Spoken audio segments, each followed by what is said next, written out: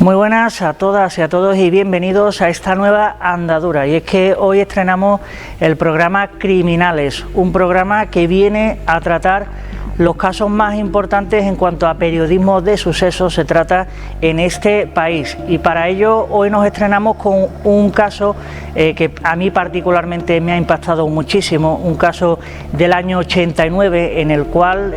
pues hubo un triple crimen de 3 adolescentes de entre 14 y 15 años, un caso de la comunidad valenciana, una comunidad que vivió momentos muy convulsos durante esos años. Hablamos de finales de los 80 y principios de los 90 y la verdad que para mí es un placer comenzar esta andadura con un buen amigo y un gran investigador que ha realizado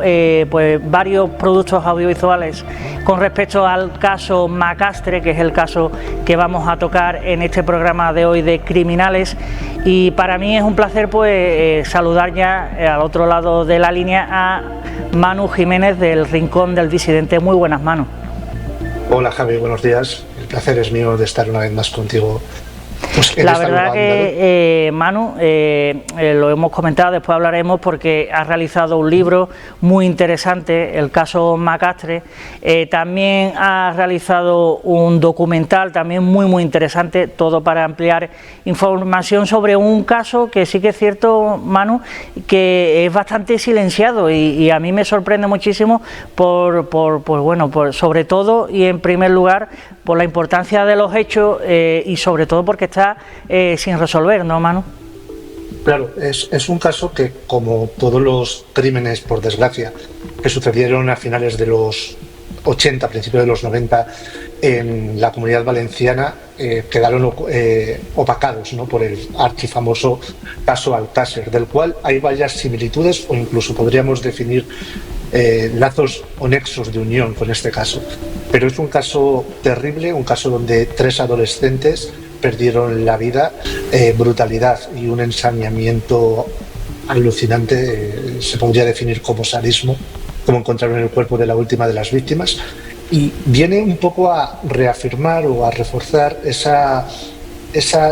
teoría o esa vox populi, mejor dicho, de que a finales de los 80, principios de los 90 en Valencia sucedían muchas cosas, sucedían una serie de crímenes horrendos que por cómo estaba configurado España en aquel momento, pues quedaban encorsetados en crímenes de provincia y no tenían el eco mediático que luego posteriormente tuvo el caso Alcácer. Claro, hablamos de 3 chicos de 14 y 15 años, un chico Valeriano, ¿no?, y luego tenemos a Rosario y a Pilar de 15 años, que que también es verdad que hablamos de una época en la cual esa edad no es exactamente la misma. Hablamos que los años 80 con 14 y 15 años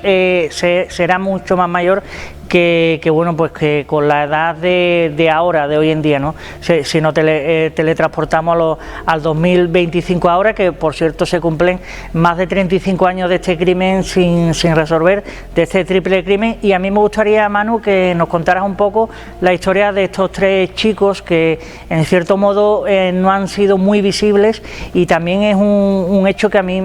particularmente me llama mucho la atención. Eran hijos de su época, eran niños de la calle, se ha definido miembros de familias desestructuradas, aunque esto exactamente no es así. Creo que es más preciso hablar de ellos como muchachos que eran pertenecientes a familias de un estrato humilde, de un estrato trabajador, en un extrarradio de Valencia, lo que implicaba esos finales de los 80, el ser hijo de un currito, y que dentro de algo que era bastante más común de lo que la gente en un principio podemos pensar que era esa delincuencia juvenil, ese trapicheo, ese escarceo con sustancias estupefacientes, buscarse la vida, ¿no? Y como tú bien decías, Javi, los 15 años o la adolescencia de antes no era la adolescencia de ahora, que está más infantil, o sea, es más infantil, ¿no? Sí. Ahí estaban más bregados, pues eso, de hecho, una de ellas ya había en un momento determinado, había tenido una serie de encontronazos policiales y ya había sido detenida por el tema de un robo en un chalet concreto. Entonces, bueno, eran pues eso, como otros tantos muchachos de un extracto muy humilde que escarceaban o que tenían juegos con sustancias estupefacientes, con algunas actividades ilícitas, pero que era lo normal. Lo que cambia en este caso, o lo que es determinante en este caso, es dónde se producen muchos de esos escarceos o movimientos ilícitos, que es el famoso Parque Camales, y también el desenlace brutal y creo que también una serie de coincidencias con el caso Alcácer, como mencionaba al principio, que ha hecho que este caso en particular tenga más interés que otros casos similares que sucedieron en la misma época y en la misma zona, pero que han tenido incluso un eco mediático mucho menor a lo que ha tenido el caso Macastre. Claro, hablamos de esas coincidencias, Manu, ¿nos las puedes comentar, las coincidencias con el caso Alcácer, que creo que para que la gente pues bueno pues entre más de lleno en lo ocurrido? Bueno, coincidencias hay muchas, o sea, si las narrásemos todas podríamos alucinar. Algunas son muy circunstanciales y otras son llamativas a mi forma de ver. Circunstanciales, pues concretamente el pie de una de las víctimas, el pie que ha sido brutalmente amputado, de Pilar Ruiz Barriga, aparece el 27 de enero en la calle Alcácer de Valencia. Y 4 años después, en 1993, el 27 de enero, en la fosa de la Romana o en el paraje de la Romana aparecerán los cuerpos de Toni, Miriam y Desiré. Son 3 víctimas, igual que 3 víctimas son las del caso Alcácer. La zona donde estos niños o estos adolescentes, porque creo que niños es una forma de dulcificarlo y no es correcto. Estos adolescentes aparecen o se mueven es Catadau, y concretamente un bar que en aquel momento se llamaba el bar Catadau, pero que luego será el bar Parador, ese bar donde en aquella narración terrible que hace Miguel Ricard, La noche de autos del caso Alcácer, dicen que bajan a comprar los bocadillos y la ensalada después de, o en un impasse, en aquella orgía de terror con Miriam, Toni y Desiré. El cuerpo de Pilar aparece el día 13, aparece en el kilómetro 13 del canal de riego de Turís y Forata. Las niñas de Alcácer desaparecen un día 13, pero es más, según el padre de una de las menores, los niños desaparecen de su casa también un viernes 13, igual que viernes 13 aparecen las niñas de Alcácer. Hay otra zona concreta, Macastre. Macastre está muy cerca de una población que se llama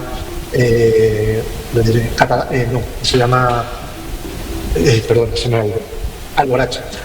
Alborache sí. Es el sitio donde está el corral, que es el último lugar donde tenemos certezas de que a Antonio Anglés se le buscó, o sea, es donde él inicia su huida y allí se encuentra semen y otro material orgánico de Antonio Anglés. Pues bien, entre Alborache y Macastre, o la zona de la partida de Cuerna, que es donde aparecen 2 de los cuerpos, apenas hay 5 kilómetros. Hay una correspondencia geográfica o una unión geográfica muy grande entre lugares. Y luego, curiosamente también, entre Alborache y Macastre hay también otro crimen concreto con muchas similitudes con el crimen o el asesinato de Pilar Ruiz Barriga. Todo ese conjunto, a ver que en el Parque Camales también se movía Antonio Anglés, que Antonio Anglés pudo tener una cierta relación con personajes clave del caso Macastre, como son el Mirelo o el Wichita, pues conforman una serie de casualidades que son llamativas respecto al Alcácer Macastre o Macastre y Alcácer.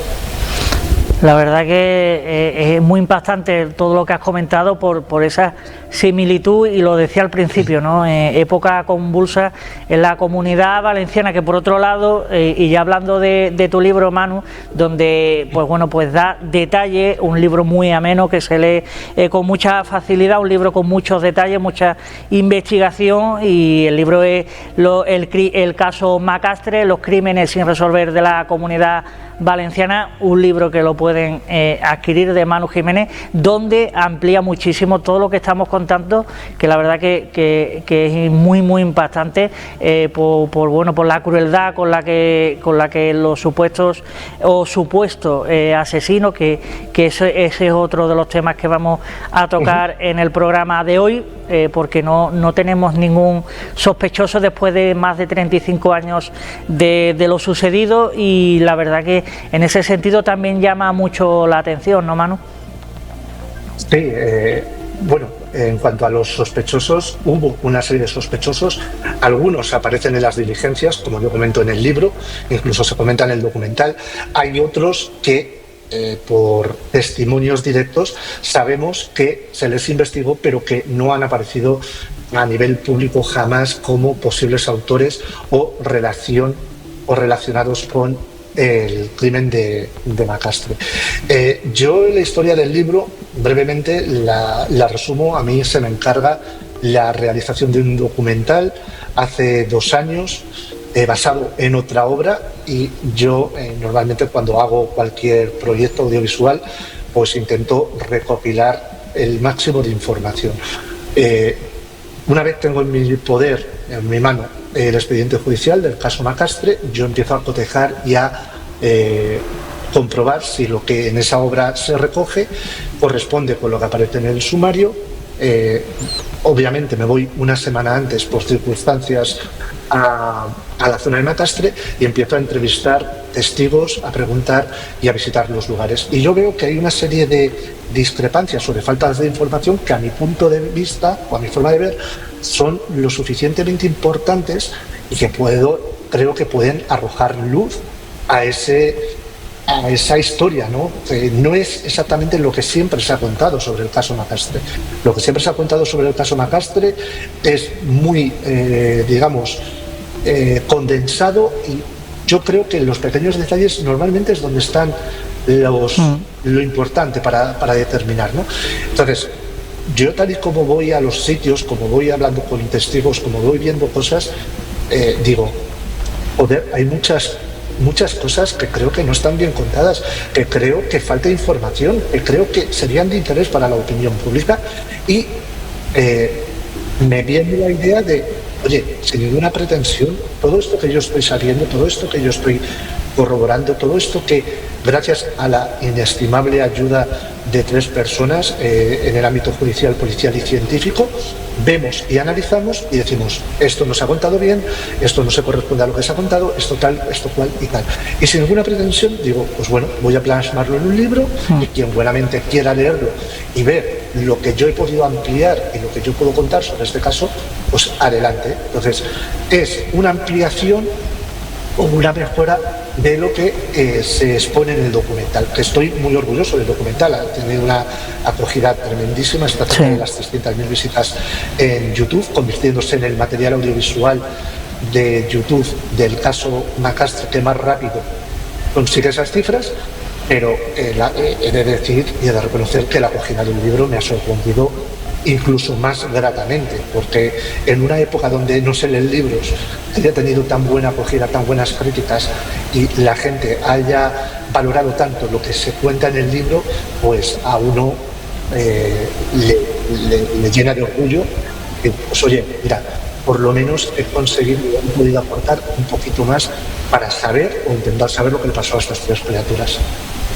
Pues totalmente, Manu, la verdad que en ese aspecto, y ya también recomendamos la labor de Manu Jiménez, que aparte del libro que ya hemos comentado y el documental, tiene un canal de YouTube muy activo en el que habla sobre periodismo de suceso, en el que habla también de otros crímenes muy impactantes y que bueno, que recomendamos desde aquí el Rincón del Disidente en canal de YouTube, que lo pueden seguir pues casi toda la semana, con diversos vídeos y programación muy interesantes y con entrevistas también muy impactantes con respecto a muchos casos de España.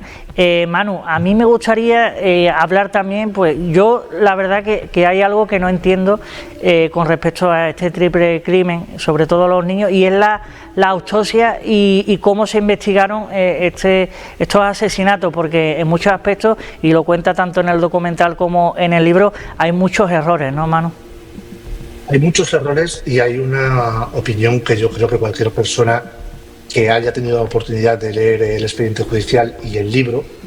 no está tan reflejado, aunque sí en el documental, pero sobre todo en el libro, te das cuenta de que la investigación empieza haciéndose relativamente bien y tal y como van apareciendo los cuerpos, se empieza a hacer mal. De forma interesada, de forma casual o por dimes y diretes, no lo sabemos. Lo que sí es manifiesto y lo que sí es evidente es que hay una confrontación entre el Instituto de Medicina Legal de Valencia y la Cátedra de Toxicología de la Universidad Complutense de Madrid. De hecho, Madrid es bastante dura y hay varios escritos que así aparecen en el expediente judicial con los procedimientos, con cómo han hecho las cosas, con cómo se han procesado las pruebas, cómo se ha tratado en muchos casos los cuerpos o las partes lesionales de las víctimas y tienen la clarísima opinión de que, si se hubiese hecho de otra forma, posiblemente el crimen o los crímenes hubiesen estado resueltos. También llama la atención la disparidad de criterios. El cuerpo de la primera de las víctimas se encuentra en la caseta del Mestre, la partida de la Cuerna, el 19 de enero, si no recuerdo mal, y este cuerpo se lleva al anatómico de Valencia y se le hace una autopsia, digamos, como Dios manda. Pero es que meses después aparece el cuerpo de Valeriano a 182 metros, que es una distancia ínfima, se tarda 2 minutos andándola, y el cuerpo se hace en la morgue de Valencia sin ningún tipo de análisis patológicos, sin ninguna experiencia forense seria, porque además la médica que hace la autopsia es una persona que está sustituyendo y que no tenía experiencia en ese tipo, se omite un mogollón de datos y es muy llamativo, ¿no? Y luego el cuerpo de Pilar, pues casi que es curiosamente el que está más degradado, también se analiza de una forma completamente diferente. Entonces, esa disparidad de criterios, esa forma curiosa de analizar cada uno de los cadáveres hace que los dos primeros, por ejemplo, se defina como autopsia blanca, que autopsias blancas hay que seguir informando de que no es algo específico de finales de los 80. A día de hoy sigue sucediendo mucho y muchas de las autopsias o muchos de los crímenes que no se puede resolver se califica como autopsia blanca, porque lo que te viene a decir es que el equipo forense no ha sido capaz de determinar los mecanismos que han causado la muerte. Yo estoy seguro que si se hubiese analizado directamente en Madrid, si se hubiesen analizado a día de hoy, hubiesen encontrado muchísimas cosas más que en el momento, pero sí que es llamativo. Si tú ves, muy llamativo, y yo dedico un capítulo en el libro, que si tú ves Valencia dice A, Madrid dice C, Valencia dice J, Madrid dice Y, y así con muchísimas cosas, uno se pregunta, leches, ¿qué pasa aquí?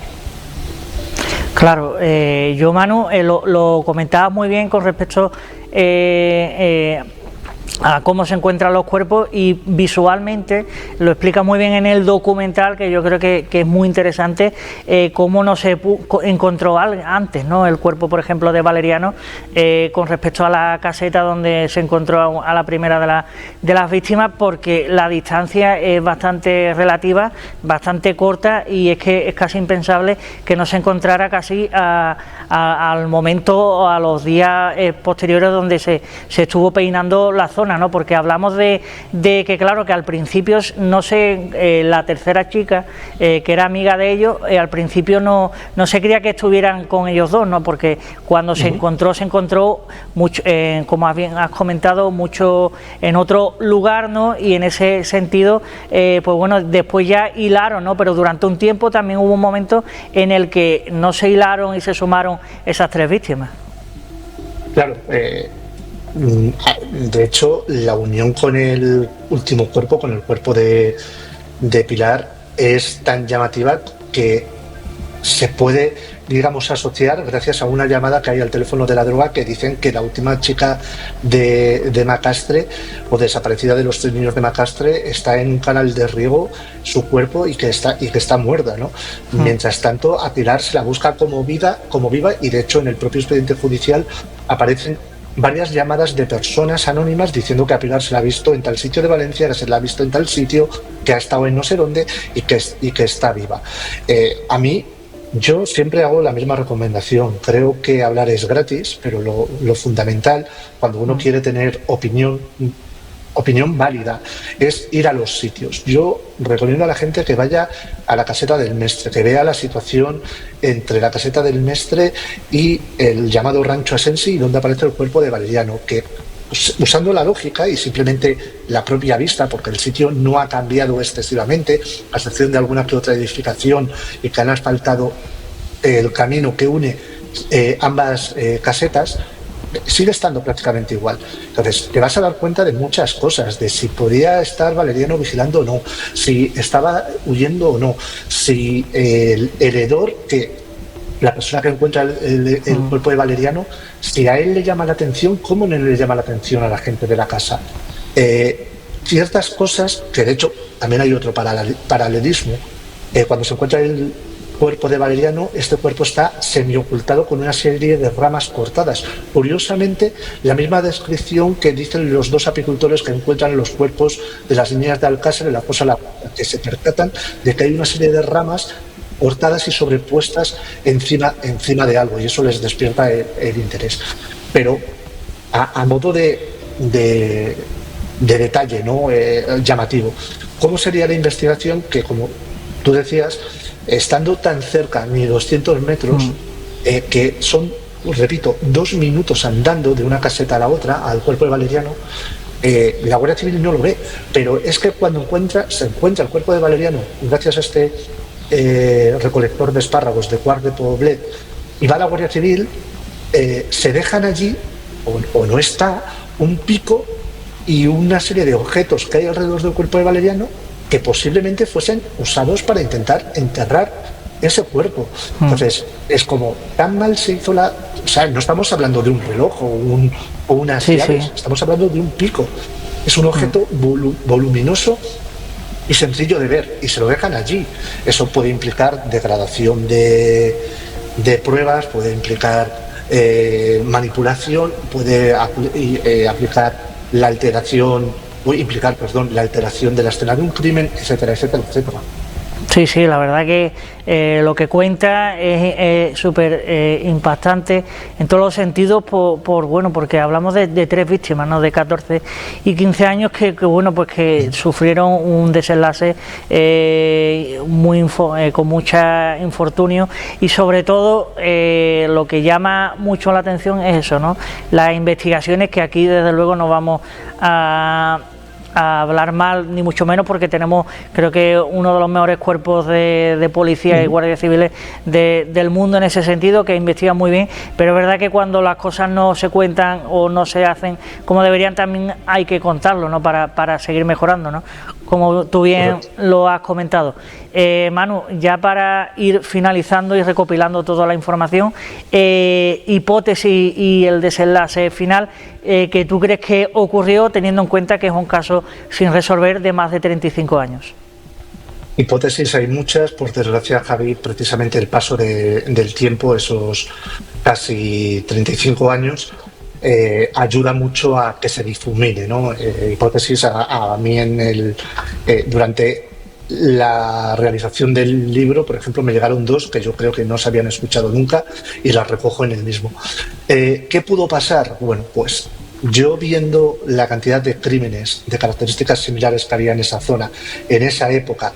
y demás, y con el mismo tipo de víctima, que eso también creo que influye mucho para poder sacar conclusiones, he llegado a teorizar que quizás había un grupo de gente, de sujetos, que disfrutaban secuestrando, torturando y agrediendo sexualmente a menores en esa zona, que lo hacían con total impunidad y que hasta que no estalla el caso Alcácer y se pone el foco mediático nacional ahí, lo siguieron haciendo. Personas concretas, pues obviamente no hay. Ojalá las hubiese. A día de hoy ya, por desgracia, judicialmente no se les puede hacer nada, pero si alguien sabe algo y alguien puede discernir y decir, oiga, es que lo que pasó fue esto, o tenemos la mínima idea, pues sigue habiendo familiares de estas tres criaturas, pero creo que les gustaría saber sinceramente qué pasó con sus hermanos, con sus hijos, y creo que a diferencia de otros países, y mira que tiene fallos Estados Unidos, pero les envidio de que este tipo de crímenes jamás se dejan de investigar, jamás prescriben, y hay todas las semanas casos que a lo mejor llevan 60, no 30, 60, 50, 80 años y se consiguen resolver a día de hoy. Eso a mí me hace que tenga una envidia sana de cosas que se hacen en este país, o sea, en ese país. Respecto a nosotros, pues bueno, ya sabemos cómo está la Administración de Justicia, cómo está la Administración de los cuerpos de fuerzas y seguridad del Estado, que les faltan medios, que hay desidia, que se les usa para cosas que muchas veces son banales, pero yo creo que una persona que ha perdido en estas circunstancias a los familiares no deja de pensar en ellos y además creo que como sociedad deberíamos tener una deuda moral con ellos de intentar aunar esfuerzos y siempre arrojar luz. Totalmente, Manu. Subrayo todas las palabras que has dicho, y en ese sentido, pues bueno, pues queríamos comenzar esta andadura, este programa, con un caso impactante, un caso que con los años ha tenido mayor acogida, pero es verdad que es un caso en muchos aspectos silenciado. El caso Macastre, como bien hemos ido hablando y como bien has expuesto, Manu, para ampliar información volvemos a repetir, tenemos el libro de Manu Jiménez, el caso Macastre, los crímenes sin resolver de la Comunidad Valenciana, también desde el canal de YouTube del Rincón del Disidente, el documental también muy interesante del caso Macastre, que incluso durante el programa hemos visto algunas imágenes del mismo donde se amplía mucho la información que hemos expuesto hoy en este programa, en este primer programa de Criminales. Y a mí solo me queda darle las gracias a Manu por haber estado hoy con nosotros, y le deseamos toda la suerte del mundo en su canal de YouTube, donde hace una gran labor. Así que muchas gracias, Manu. Gracias a ti, Javi, un placer como siempre. Y nosotros ya nos despedimos en este primer programa, el caso Macastre. Hemos hablado también del caso Alcácer, que ya también pues en los próximos programas también intentaremos pues aunar y recopilar información para expresarlo y para que lo puedan ver también, además también de muchos casos de todo tipo que se han vivido durante estos últimos tiempos en España. Por lo tanto, nosotros nos despedimos. Gracias a todas las personas que nos han visto en este primer programa, y conseguiremos pues aunar más información con más detalles y más casos impactantes aquí en Criminales.